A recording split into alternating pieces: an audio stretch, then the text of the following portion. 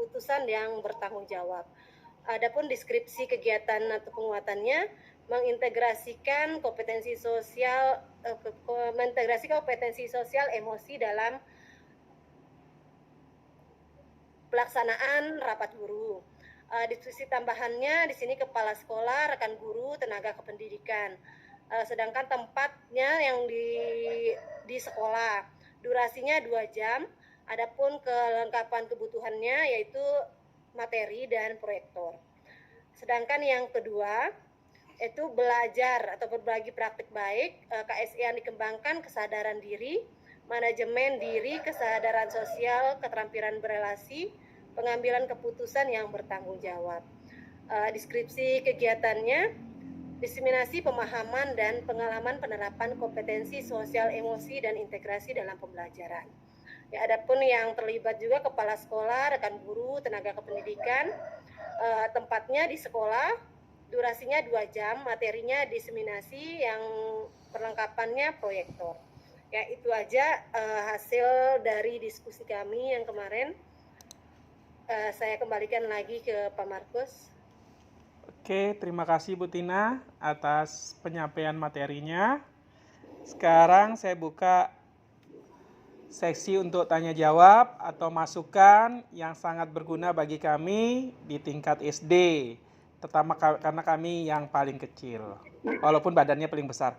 Ya, kesempatan pertama kami serahkan kepada Pak Rizal. Baik, terima kasih Pak Markus. Saya sedikit perlu bertanya ini, artinya terkait dengan siswa ya, karena di siswa SD itu adalah tahap dari pengembangan sosial emosionalnya siswa. Jadi di sini tempat terbentuknya karakter tadi. Jadi mungkin artinya kalau saya melihat tahapan dari SD, SMP sampai SMK itu saya melihat ada beberapa siswa yang artinya ketika sudah masuk ke SMK atau SMA itu betul-betul menyimpang dari pengembangan sosial emosionalnya atau budayanya. Apakah itu budayanya dulunya budaya kita betul-betul positif, sekarang sudah terintegrasi seperti itu ya.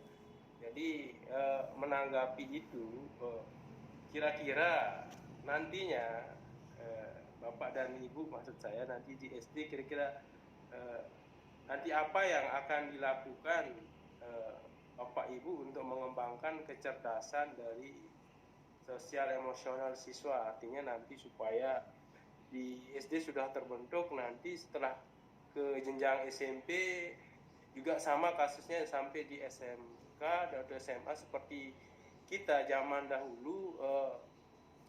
Contoh saja sederhananya, ketika kita sudah masuk kelas, setelah keluar main, begitu melihat Bapak Ibu guru yang menghampiri kita, itu kita sudah, Pak Guru sudah datang, mari kita ke kelas, seperti itu. Dengan sendirinya terbentuklah seperti itu. Terima kasih. Mungkin yang menjadi pertanyaan saya tadi, bagaimana mengembangkan kecerdasan sosial emosional siswa di tingkat SD. Terima kasih. Oke, terima kasih Pak Rizal. Kita jawab dulu satu-satu. Nanti pertanyaan selanjutnya tunggu berikutnya ya. Oke, kepada Bu Tina dulu saya beri kesempatan untuk menjawab.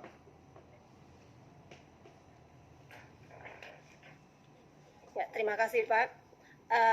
Mungkin kalau di SD Pak ya, kalau di SD tidak serumit yang di SMP, SMA, mungkin kalau anak-anak itu ya. Apalagi kalau kayak anak-anak yang kelas rendah, kelas 1 sampai kelas 4 itu asli penurut kalau kita di SD itu Pak. Mungkin kalau di misalnya mereka nanti berubah di SMP, mungkin ya tahap mencari jati dirinya mungkin Pak. Kalau kita di SD kita misalnya dengan pembiasaan kita sudah kayak kita ada imtak, penceramahan dari guru itu, mereka tekun Pak, tekun kalau di SD itu. Tapi kalau mungkin juga pengaruh lingkungan mungkin Pak ya, kalau di sekolah itu kalau kita di SD itu tidak terlalu, kalau yang masalah kenakalan-kenakalan yang misalnya sampai kayak kasus SMA tadi. Kalau kita di SD itu paling kasusnya misal kayak teman kayak bermain itu sering kayak egoisnya apanya namanya Pak, apa ingin ingin menang sendiri gitu, seperti itu kalau yang kayak di kalau di SD. Misal kayak kita diskusi kelompok juga dia merasa pendapatnya paling benar gitu. Jadi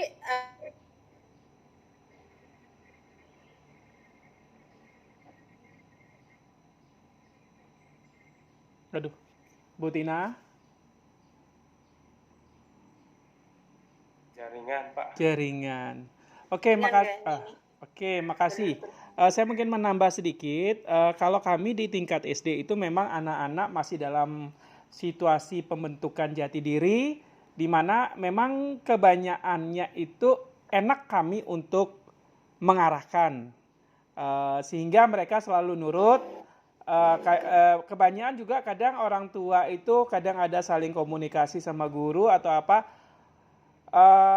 Pokoknya anak-anak itu lebih mengikuti apa kata guru dalam kelasnya, daripada nanti kadang bersih tegang antara anak sama orang tua saling pendapat. Tapi karena anak lebih percaya kepada guru, sehingga dia selalu mengikuti guru di guru sekolah. Nah, mungkin karena faktor masih anak usia di bawah, dalam arti pembentukan karakternya juga masih dalam tahap perkembangan. Jadi kayaknya faktor yang permasalahan-permasalahan yang terjadi di tingkat SD sama SMA mungkin sangat kurang kami hadapi. Paling tingkat SD itu kami kayak tadi egosentrisnya, saling mengejek. Nanti ada anak yang suka kuat mengadu atau suka kuat cari muka ke gurunya, biarkan sedikit-dikit lapor. Jadi sehingga dia ingin menunjukkan, ini saya loh, saya paling dekat sama guru, kayak gitu. Mungkin itu saja dari saya. Bu Tina, sudah nyambung? Iya Pak. Lanjut Bu Tina. Sekali yang bilang Pak Markus tadi. Jadi kita guru cuman apa yang dilakukan murid itu kalau menyimpang cuman diingatkan. Memang kalau SD itu Pak selalu aja kita ulang-ulang yang itu aja, kalau misalnya ya selalu kita ingatkan nggak boleh sama teman itu harus begini-begini seperti itu. Jadi mereka tetap terus namanya dengarkan apa yang dikatakan guru gitu, seperti itu Pak. Jadi begini, betul sih, bagus sih apa yang sudah disampaikan. Cuman saya mengambil contoh sederhana saja. Ketika anak-anak kami yang sudah melanjutkan ke jenjang yang lebih tinggi, ya, artinya di SMA dan SMK, itu yang sederhananya siswa yang kami peroleh itu terutama sederhana di karakter anak itu atau KSE-nya itu kesadaran diri. Kesadaran diri, contoh sederhananya saja, misalkan kalau mereka dalam membina kelasnya, misalkan ada beberapa saya lihat belum ada kesadaran dari anak kita ketika melihat sampah saja yang di depannya, kadang-kadang sangat sulit sekali terketuk hatinya anak itu, padahal kebersihan itu adalah sebagian daripada iman. Tapi di aplikasi atau implementasinya itu saya lihat anak-anak belum begitu tersentuh untuk itu. Apalagi yang itu, yang kedua, memiliki misalkan di kelasnya itu sampai pernah kejadian bangku itu dibuat kayak gunung sampai atas lantai. Itu kadang-kadang saya ketawa, sampai begini anak-anak kami ya. Jadi seperti itu maksud saya. Terima kasih. Oke, terima kasih Pak Rizal. Itu mungkin jadi setiap tingkatan itu dari SD, SMP, SMA itu pasti punya macam-macam permasalahan yang dihadapi oleh guru. Hanya tinggal bagaimana kita mengatasinya. Kalau untuk tingkat SD tadi saya sama Bu Tina sudah kayak kita satu persepsi ya. Kalau SD itu lebih nurut ke gurunya. Jadi kami penekanannya lebih ke disiplinnya, sehingga anak lebih, kalau tingkat SD, SMP, SMA kan mereka sudah mulai punya ingin menunjukkan jati diri, sudah mulai ada pemikiran yang lebih besar, dalam arti lebih berpikiran lebih dewasa, sehingga ya muncullah segala sesuatunya kayak gitu. Ya, bagaimana Bu Ade? Ada tambahan atau? Oke, terima kasih Pak Markus. Menambahkan sedikit mungkin tentang kasus yang disampaikan oleh Pak Arizal tadi. Kalau mungkin yang mungkin ada statementnya tadi Pak Markus atau Bu Tina, kalau anak-anak SD itu cenderung penurut dengan gurunya. Jadi mungkin ada yang cari muka atau cari perhatian. Mungkin begini Pak, kan sedikit ini masukan dari saya. Karena di SD ini kan awal pembentukan karakter anak sebelum ke SMP ataupun ke SMA. Mungkin seperti yang kita pelajari di modul 2.1 Pak, tentang motivasi diri. Motivasi itu kan ada dua, ada yang intrinsik, ada yang ekstrinsik. Nah mungkin yang masih kecenderungan kita lakukan itu kan memotivasi siswa secara ekstrinsik. Jadi ada penghargaan dan ada hukuman gitu.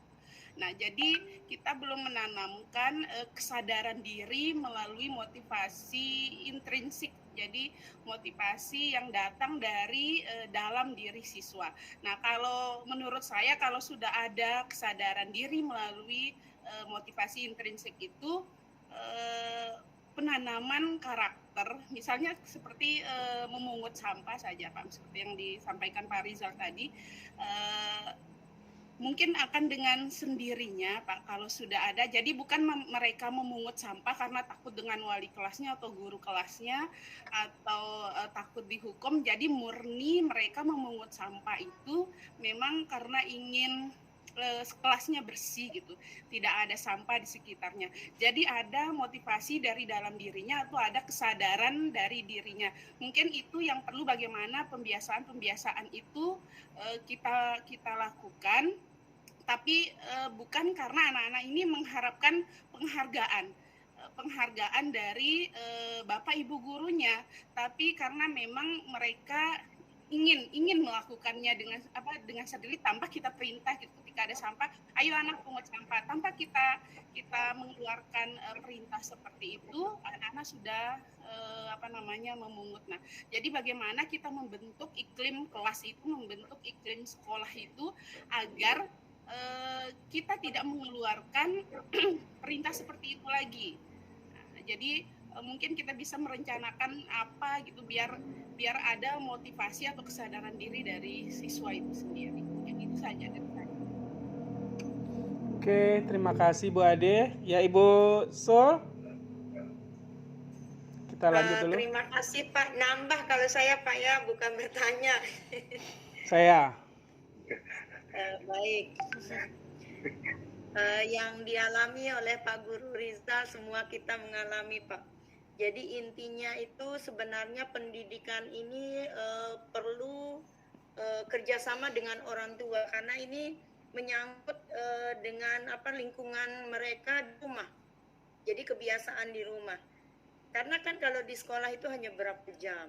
Nah jadi mungkin salah satu solusi yang perlu kita terapkan nanti di sekolah kita, yaitu kalau kita mungkin kalau pakai kalimat-kalimat itu kan kadang masuk lewat telinga kanan keluar lewat telinga kiri gitu ya, mungkin bisa kita pakai dengan literasi lingkungan, yaitu dengan menempel slogan bahwa mencintai kebersihan itu seperti ini, pungutlah sampah, barang siapa yang memungut sampah maka dia akan mendapatkan kebaikan. Nah, mungkin seperti itu. Dengan seringnya mereka melihat, insya Allah lama kelamaan akan tertanam budaya positif di setiap peserta didik. Karena kalau kita pakai kalimat saja mungkin mereka itu sih hanya suruhan guru gitu. Nah tetapi ketika kita menempelkan literasi di lingkungan, menempelkan di tembok atau di mana yang strategis yang sering mereka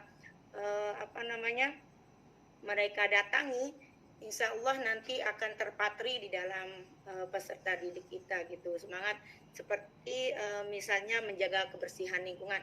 Jadi mereka itu akan sadar diri, tidak perlu lagi diperintah-perintah. Mungkin itu salah satu solusi yang kita lakukan. Selanjutnya seperti kata Pak Guru Kus dan Bu Guru Sutina, kalau itu memang guru guru itu patito ratu istilahnya. Kalau gurunya bilang ini, walaupun orang tua bilang ini, itu salah menurut guru saya. Nah, benar. Nah, tetapi ketika di level kami di SMP berbeda lagi, Pak. Karena seperti dikatakan Pak Guru Markus, benar. Mereka ketika masuk di jenjang SMP, di situ itu mereka merasa seperti baru bebas dari sangkar, Pak. Jadi di situ mereka melampiaskan yang tidak pernah mereka lakukan di SD. Nah, jadi sebenarnya semua jenjang agak berat ya. Memang di SMA lebih berat. Kami pun berat di SMP itu karena di situ istilahnya kan ABG, anak baru gede. Di situ mereka benar-benar kita harus kawal dengan baik di jenjang SMP ini karena mereka baru mengenal namanya akil balik. Terus di situ baru kenal yang namanya ya segala-galanya gitu. Jadi diperkuat memang yang harus kuat itu sehingga nanti ketika memasuki jenjang SMA itu SMA lebih legowo gitu ya. Jadi seperti itu. Mungkin ke depan itu kami yaitu semua guru SMP kayaknya ya harus dibekal kayaknya Bapak Aslia supaya nanti pendidikan kita itu lebih bagus lagi lah seperti itu. Itu tambahan dari Tiang. Terima kasih. Terima kasih Bu. Begitu banyak masukan dari Bu Ade, dari Bu Sul, dari Pak Rizal. Memang kita ibaratnya kita kembalikan lagi ke jenjang kita masing-masing. Baik yang di SD silakan melakukan bagaimana, di SMP bagaimana, di SMA atau SMK juga melakukan bagaimana. Tergantung kesiapan kita sebagai pendidik untuk membentuk karakter anak kita, peserta didik kita ke depannya sehingga untuk menjadi yang lebih baik lagi. Mungkin itu, mungkin ada pertanyaan lain lagi atau masukan atau apa saja yang sangat berguna bagi kita semua di sini. Bu Tina, ada masukan lagi atau bagaimana Bu Tina? Ada tambahan? Pas, Pak. Oh, pas. Oke. Ya, Pak Rizal lagi. Silakan Pak Rizal. Boleh bertanya lagi? Saya aja yang bertanya ini. Boleh. Artinya saya ingin sharing kalau SD kan biasanya banyak kegiatan ini ya. Jadi mungkin saya tanyakan malah ini kira-kira di sekolah SD atau Bapak Ibu ini